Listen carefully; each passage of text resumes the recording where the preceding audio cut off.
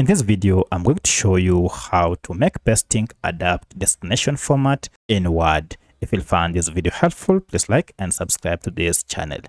Alright, so if I take this text and copy then paste it next to this paragraph that is in bold, you can see it does not adapt the new style of this. I was expecting this to be bold as well, just as the destination format. So if you wish to fix this, just go to File and then go ahead and tap on Option and then look for Advanced. Now under Advanced, head to Cut, Copy and Paste here. And here we have 4 options: pasting within the same document, pasting between documents, pasting between documents when style definition conflict, and pasting from other programs. Go ahead and under each change this from keep source formatting to merge formatting. So I'll go ahead and do the same for the rest like this and then click on OK.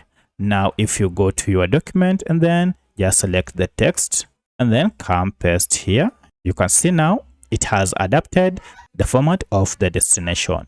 So that's how you can change text format as the destination while pasting in Microsoft Word. If you have any other question, kindly let me know in the comment section. Otherwise, thanks for watching and let's meet in the next video.